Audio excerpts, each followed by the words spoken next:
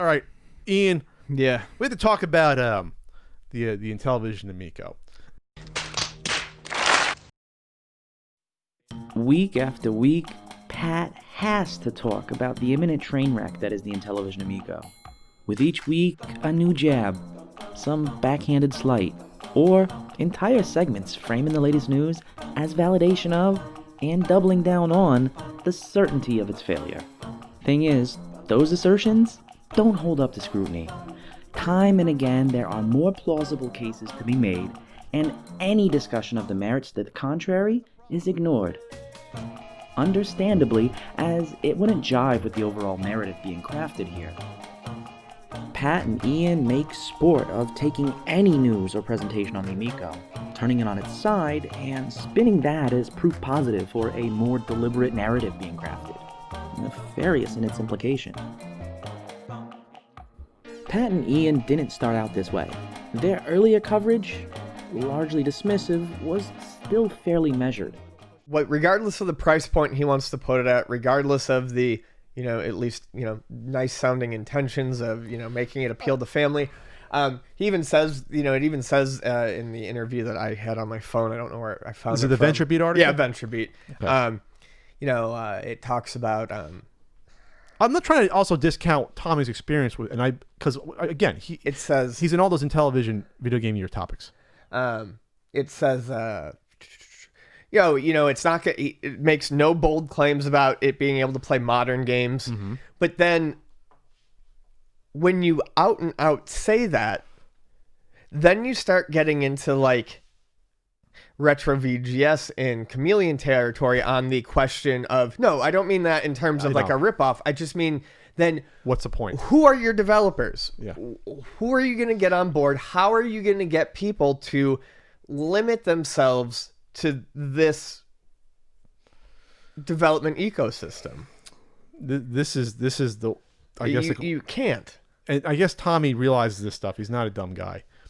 Obviously, not many people under 30 know what it was. It doesn't have as big a name as Atari, but the idea is to bring it into the 21st century for all those people who don't know what Shark is or Astro Smash. I do love Astro Smash. Astro Smash isn't a bad game at all. Oh, it's fucking fantastic. But people aren't going to be interested in playing it. No.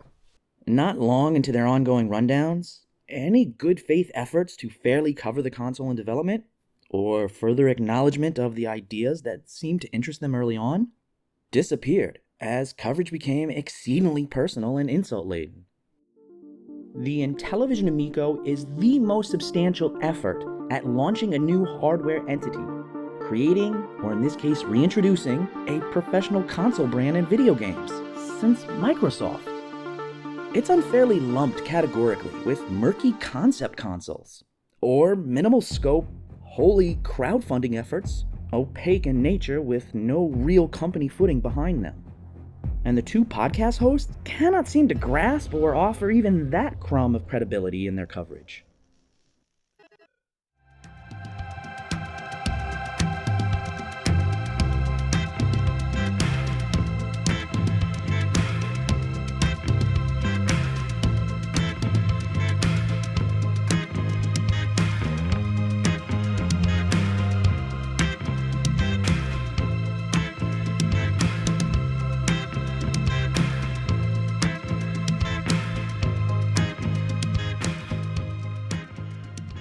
Good news, Ian. GameStop doesn't have a release date on its site, which it still does for the Amico, by the way, which is not going to be... Because it's coming out on the 10th, buddy. October 10th. It's almost here. So this is the good news when it comes to Atari. They have a console. We've seen it produced. We've seen it booted up and playing games. We've seen it with their menu. You can go on YouTube. You can go on Netflix with it. You can go on the Antstream service with it. As much as we gave them shit, there's something on the horizon that we see right now with the Atari VCS. I'm gonna give Atari the benefit of the doubt. Those were real produced consoles on that pallet. I don't think they faked that. Those were real consoles on that pallet. All evidence points to them actually having produced that. I'm not trying to be glib. They had the factory things. They showed us all that stuff. They produced it. Cool. They didn't produce all of them. They produced some of them. They produced. They produced the first whatever 500 to get to all the people that needed them for their, all the developers they have waiting for all their stuff. All right, hey, but you know what? If people get this and it's a computer that works, they're gonna fool around with it. They have a cool little Atari thing. Hey, I won't judge you if you get your product and you like it. I won't judge you too harshly on this. If you actually get your fucking product at some point in time, you have a console. We've seen it powered up and played from boot. Unlike the Amico, so we've seen it, Ian. They didn't fake it. They did some CG trickery. I don't care if they faked it or not. I mean, it exists. It's still bullshit. I don't care.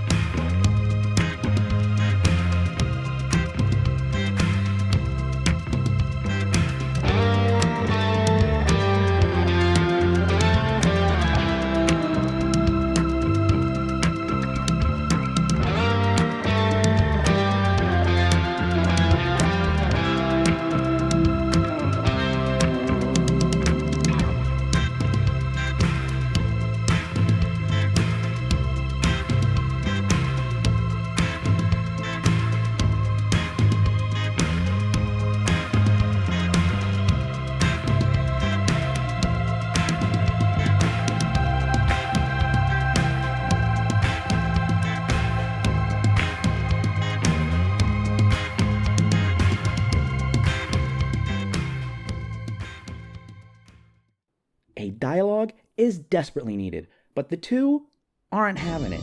To date, neither host has gone on the record engaging with anyone on their frequent topic, save their own fervent supporters in their comments. People Pat himself has interviewed and frequently name drops have actually played the thing, and or have a different opinion. I'm Pat Contry, and this week my guest is Jason Lindsay, otherwise known online as Metal Jesus Rocks. How you doing, Jason? I am doing well, and it's weird for people to use my last name. It's most people don't know that.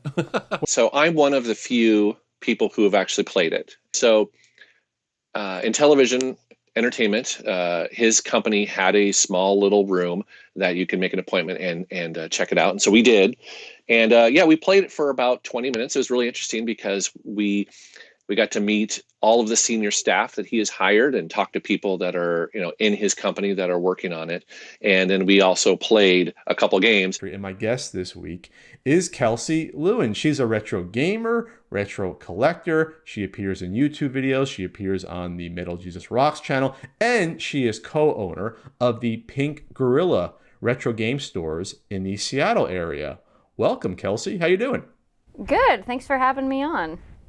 Myself, Metal Jesus, Kelsey, all played the Intellivision Amico at E3, but couldn't talk about it because we were waiting for the big unveil.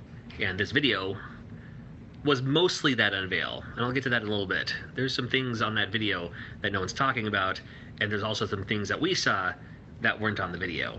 So then at E3, we go in this room. We met like 19 people that are all crammed in this room, and all very respectful, and handshakes and business cards being passed back and forth and everything.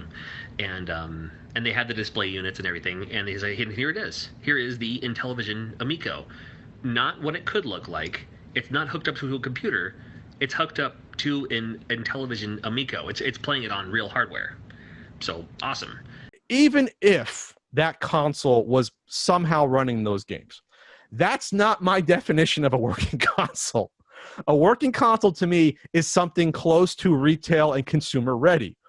And I want to splice that here because there's when we see those videos, we don't see the game boot up. We don't see the game being loaded. We don't see the console powered up. We don't see the LED lights around the console. We don't see the controllers being synced to the console. We don't see anything. So again, I don't know if we can give him the benefit of the doubt to that anyway. And if Tommy wanted to shut us up in the past week, all he had to do, Ian, was, hey, Pat, here's a console.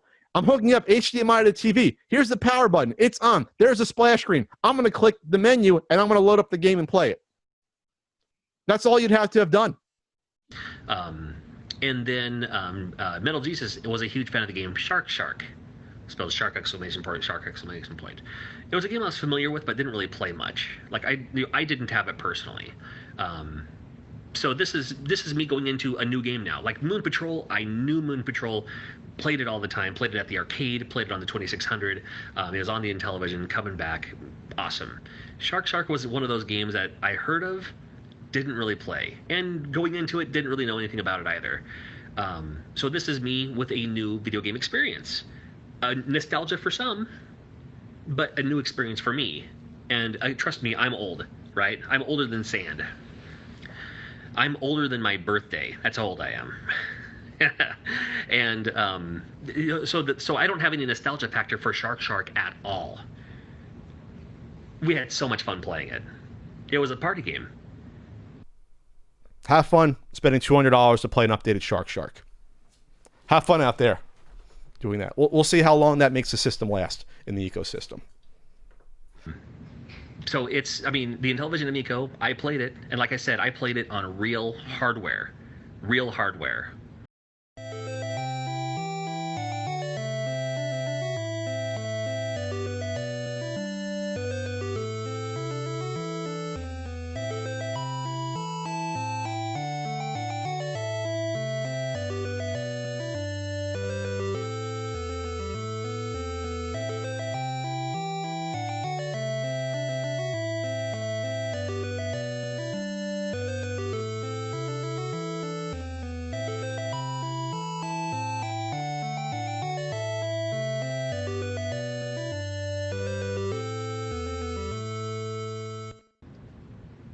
The more I play it, the more I'm behind it.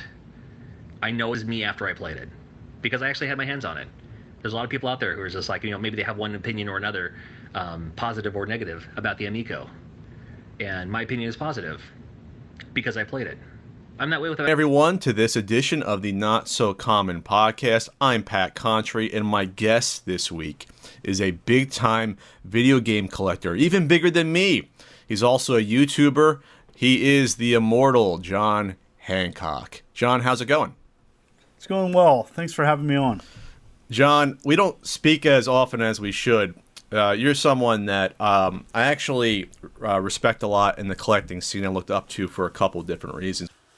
The Intellivision Amico does have my support for many reasons. As a second grade teacher and a father, I'm always looking for opportunities to play video games as a whole family. My family is really into different games. My son really likes to play Minecraft. My wife doesn't really play many games at all. And my daughter's always on the tablet, it seems like. And so I see this gaming console as a way where we can come together and have some casual game fun. It does remind me of a Nintendo Wii a little bit, in a good way, because I think the Nintendo Wii did provide some family gaming entertainment, and this could capture some of that appeal of something where we could all come together and play, have some fun, and call good. And so I really am intrigued by what the Intellivision Amico has provided. The gameplay footage looks interesting. I want to see more. I definitely want to play one. I want to get the feel of that Bluetooth controller. The returning is super collector, the immortal John Hancock. Welcome back, John. It's been about 10 months since I've spoken to you. It has, and it's always a pleasure being on your wonderful show. And wonderful. There's not a hammer in the background this time.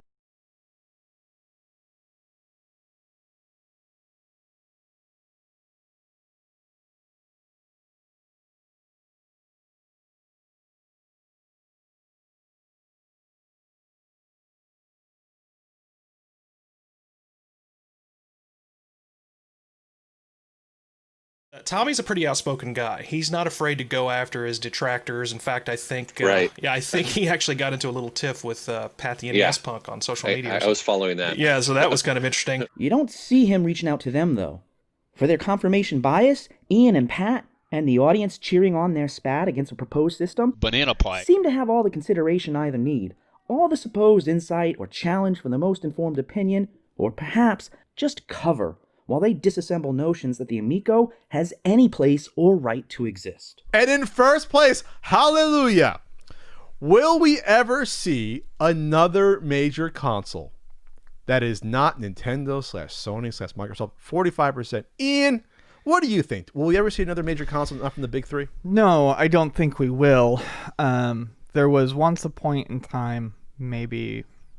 I just feel like the market holds about 3 modern consoles. 3 consoles, major consoles. And I feel like the only way that we would see another major player enter the game from another company would be if one of the big 3 right now, Microsoft, Nintendo, or Sony, were to falter or leave the market. As time goes on, you know, we have more and more stuff around that plays these little games. Phones.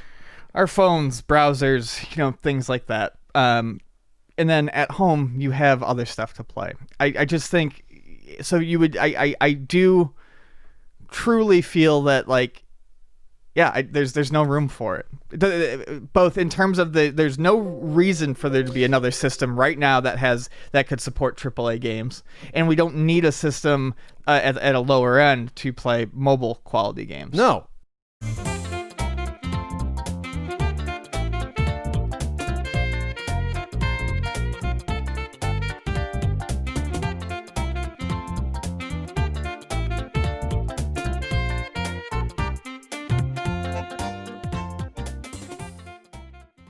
So, a measured response, topic by topic, on their points, in context, both good and bad, on what the two so evidently get wrong, the troubling flaws in their logic of some of their more foundational assertions, while acknowledging some of their better points, and how that might move forward if the well weren't so poisoned, setting the stage for multiple communities watching this console reveal to move forward, or at least have a point of reference for the counterargument and often correction.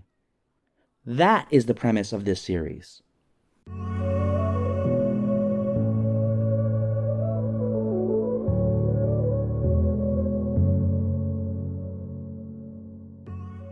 So early on, a central theme emerged that this console is a patently bad idea, and that no admissible audience could exist for it to even find a modicum of success.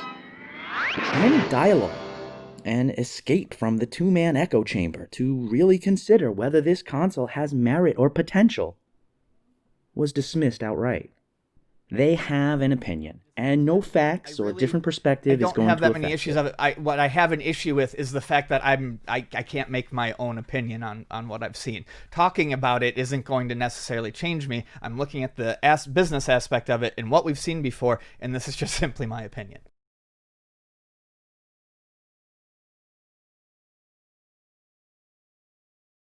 That's no way to approach anything. No, I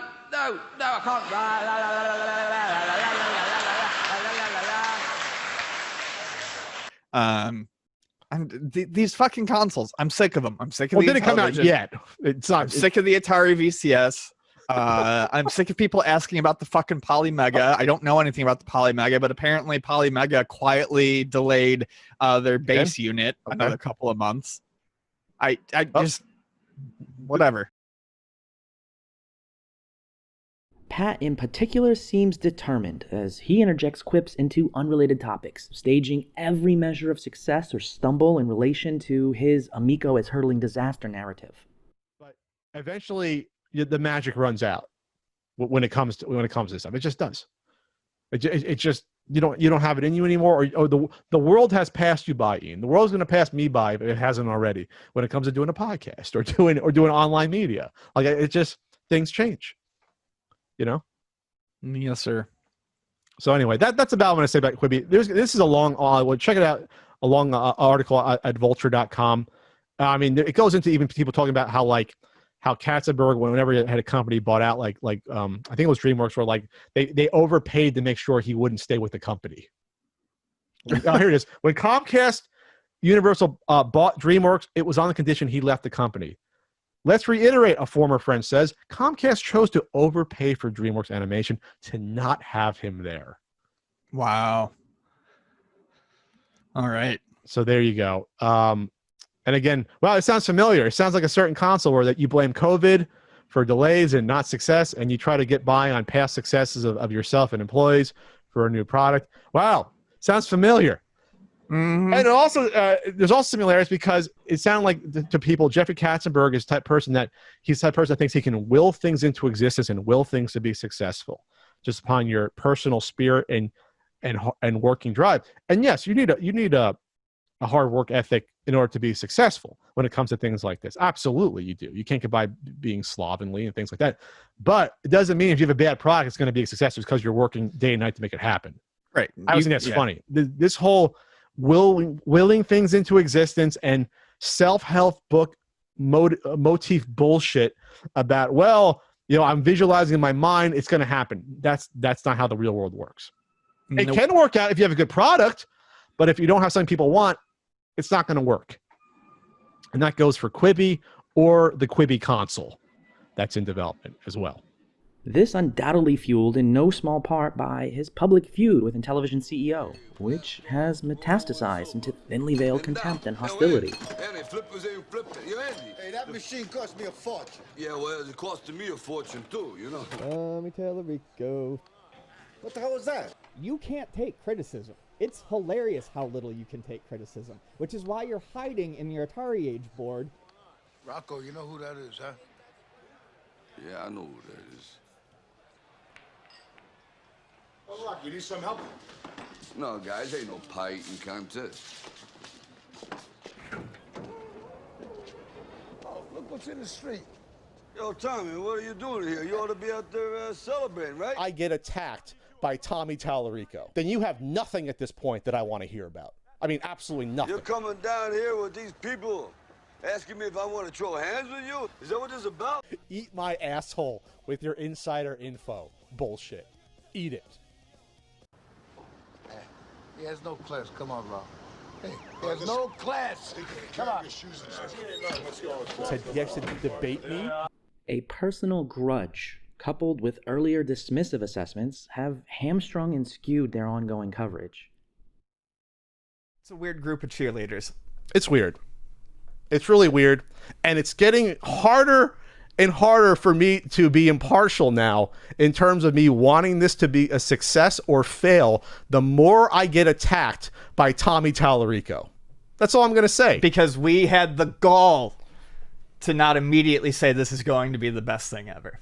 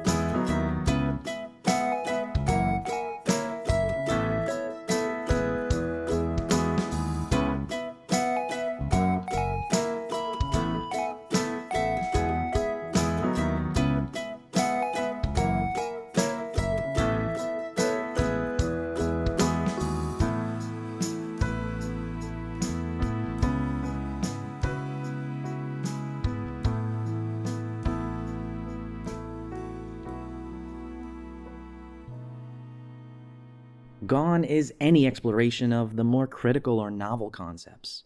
I was trying to think, maybe the touch would be a substitute for a trackball. Like, because a trackball, you have to be controlling it as you go over. It's not just instant touch. For Missile Command, you have to move with the cursor. It's not just place the cursor there. So finger moves, trackball moves. How many games out there are you going to need? Say even it works great. Say it works say there's no lag. Say it's 1-to-1. Say it's as precise as a trackball or a mouse or a little thumbstick.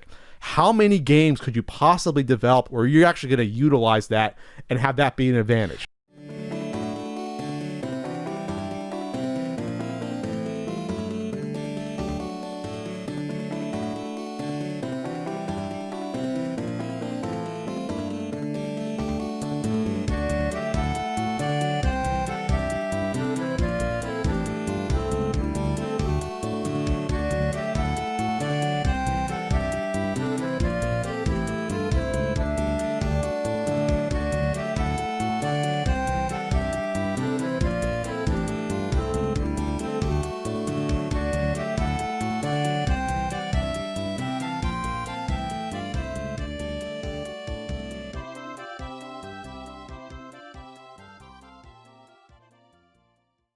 A lot of PC style ports could be. I could see something like, but this is the thing. It doesn't work. It's not comfortable.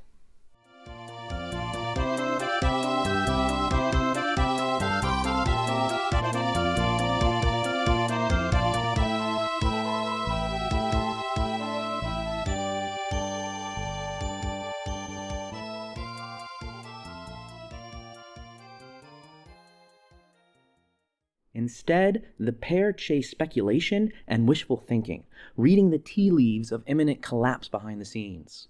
We're in a strange spot now just because you're still in seeking investors for a product that's literally supposed to come out 6 months from yesterday, October 20th, and you've taken pre-order money from potentially over 10,000 people. I just don't know. I'm not trying to speculate too much, but to me, that's not entirely positive. That all your ducks aren't in a row, or maybe they're not in a row for after the pre-order launch. Like, what the timing to me is just weird. Sure. That it's happening all now at once, and we don't know what the board is in here yet. It's been postulated that it's a banana pie board. Banana pie, you could sell this to more fools. I'm not going to say that's for true. Some of the specs do line up with the banana pie board, which is like a $15 to $20 off the shelf Android system board. Mm-hmm. It's all well. We were wrong. It's all for It's all for accessories that they'll be working on for 2021 and 2022, according to Tommy Tallarico. Questions answered. Yeah, because when I'm struggling to get a game console, what I want to do, Ian, is worried about my accessory. I'm going to be coming out in the market in 2 years. That's what I want to do when I'm way behind and I've already taken $1.5 million of people's money and $500,000 from, again, the German government, which no one is talking about. And these interviews don't bring up at all, which I think is a pretty fair point to bring up.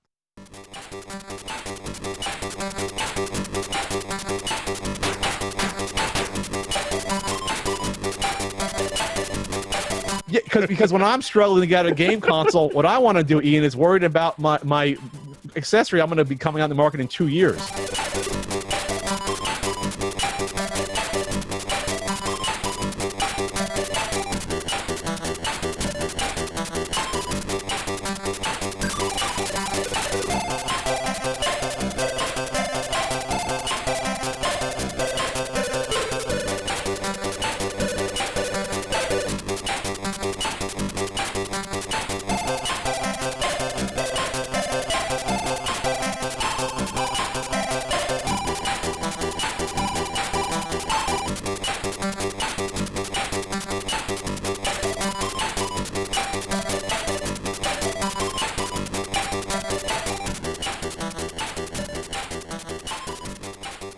If the product comes out, we always said this about the Coleco Chameleon.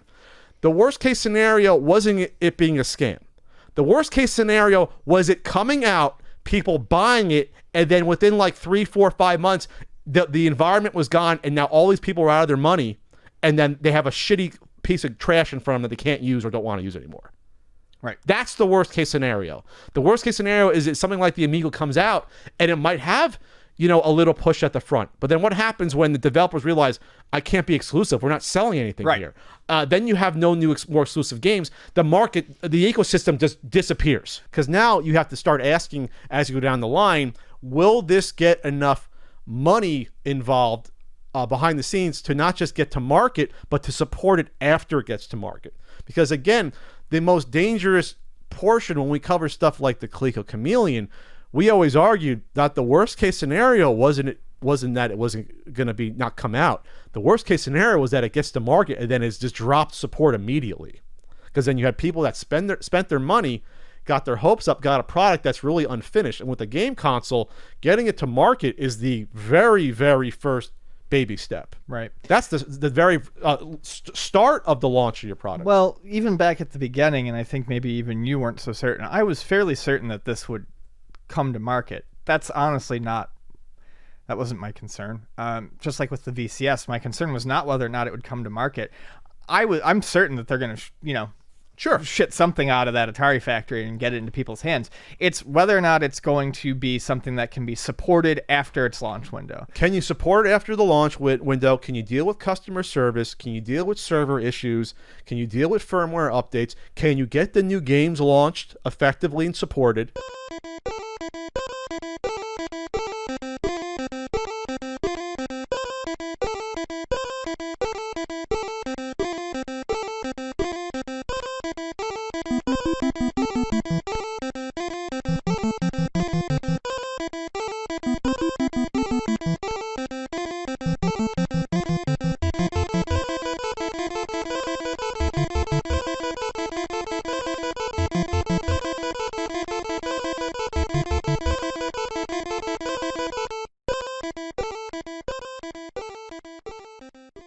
The two have misunderstood, misstated, and purposely contorted the console's premise, its audience, even small measures of success, as they drive to absolutes to blindly justify their narrative. Pat goes so far as to regularly recommend that his listeners go visit a tabloid content Tumblr feed. Memes, adulterated images, and juvenile screen captures of YouTube comments that Pat enjoys indulging for its crackpot conspiracies and wanton innuendo, as it feeds his failure fantasy. He recommends his audience go there for the real scoop on Amico information. So, the source of this information is that good old source for Amico news, amicogames.com, which is a Tumblr that literally posts memes about what's been going on with the Intellivision Amico and its CEO, Tommy Tallarico. And some of them are pretty funny, so check out amicogames.com. It's getting ridiculous. There is a nice theory at my favorite website, amicogames.com, your source for Intellivision Amico information. That's about as first-hand, insightful, or reliable as 4chan. Pat and Ian have over a dozen feature segments now taking apart the Amico, and several times as many jabs in those unrelated topics they use to further dismantle at every chance. And while that audience is routinely presented and fed the most negative and twisted take, it hardly does the subject of a new console justice. Pat returns to this well time and time again, with some tepid conjecture and offhand postulation, and a portion of his audience find it entertaining, compelling. It has all the trappings of a soap opera drama, with bad faith actors and an unraveling plot, but it's also irresponsible, and with a hint of digging, proving false. But it's entertainment, and the topic makes for some of the completely unnecessary podcasts' best performing videos of the last year. So there's little doubt this will continue for the foreseeable future. Anyway, so we are the official aftermarket Dead Console Back to Life podcast. Mm-hmm. That's the feedback loop we're in. That's the prism through which one of the most recognized and sizable long-time gaming coverage podcasts relays new developments of the Intellivision Amico. Is any of this positive for gaming? For an audience interested in video games? Are the two sounding the alarm to the broader community of this fraudulent company attempting to pawn off some cloned budget board banana pie that AtGames would turn a nose at, while its sleazy CEO lies about its development progress? I'm going to be as professional as I can from the start. I must say that without ad hominems toward the people running it or person running it, especially the person that has called us both lazy cowards. We're still going to be professional discussing this from a business aspect. Yes. As much as we possibly. We're going to give more respect to the person who isn't giving us respect. We'll just say that.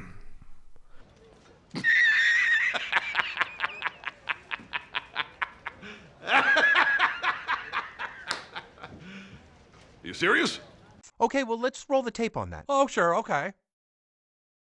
We're not talking. We don't need gaming rapists in our world anyway. Fucking ridiculous. Another edgelord right there, who coined that sleazy CEO. Anyway, all right, that's about it for now. I'm sure we'll get another video where Tommy has to drive down his Ferrari to pick up a hack YouTuber in order to make himself look better because his feelings got hurt about some opinionated podcasters. But for now, it is what it is. Kudos for putting on a good interview there and not just giving a hand job in a Ferrari there. So anyway, Ian. So anything else we want to add?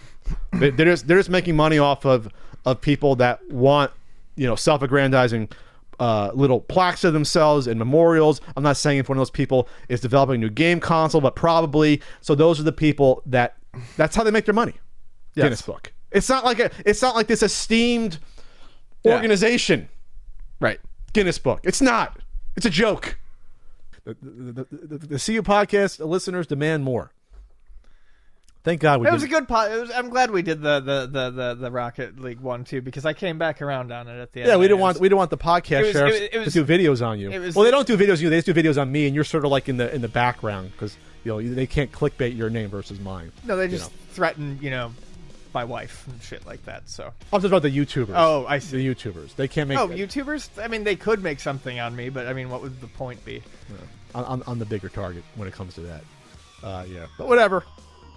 We have the insider. We have the insider info. I'm so happy. Hopefully, we get some sort of like guerrilla, videotaping like the meetings, or maybe he'll go into the restroom and videotape the guys. The insider info. Eat my asshole with your insider info. Bullshit. Eat it. Sorry. It's fine. I'm hungry. You're hungry, not for that. I don't want asshole, but I definitely want to eat something. FlexProMeals.com/CU podcast. Hopefully that will continue. That's just silly. They should be ashamed of themselves for the way they've handled this. Shame. Oh my God. Shame. It's embarrassing. But we're the ones that should be embarrassed. Shine a light on me. In all of my life, so that much more I see. Are they shining a light on precious German taxpayer grants being pocketed and millions being raked in, scamming hapless backers? The scumbag seller of the century? Or are the duo projecting some unwarranted and self-serving supposition, discarding facts for the narrowest and most warped view possible? Cavalier in their speculation as they angle to label this upstart as an imposter. The latter is the persistent message I take away, and clearly others are happy to run with, judging from the comments field within their coverage. Toxic as a term really doesn't do justice to the groundwork being fostered. Pat and Ian will certainly watch this, if history's any indication. Hi, I'm Pat the NES Punk. I have big hair, kind of similar to my grandmother's, and I like to wear muscle shirts so I can show off my muscles to all my manly subscribers. Now, I'm here to tell you that the Intellivision Amico is just straight up garbage. There's nothing in there but like a banana custard pie internally. And the internal components are a banana custard pie, so I wouldn't take that thing seriously. Like my comic shirt, Ian. Second one in a row this week. I know someone likes to watch it. Look at what I'm wearing each week. I know you're out there. I fully expect they'll have something rather offhand to say. Eat my asshole with your insider info. Bullshit. Eat it. And they can continue to use their platform as a bully pulpit, erecting their sleazy CEO strawman while reminding the audience who's really borne the brunt of unwarranted personal affronts. Though I suspect they'd chafe at the suggestion that they aren't honest arbiters, merely forming an opinion. This series will be there to build dialogue where there isn't any. Should you not actually take Pat and Ian's well-researched and thoroughly informed take as gospel? Because a new video game console really is exciting to a non-insignificant segment of the retro gaming community. And this one has some legs. And while a lot has been alleged, the prognosis actually doesn't seem so fatal. This series is your second opinion on the completely unnecessary podcast portrayal of the Intellivision Amico.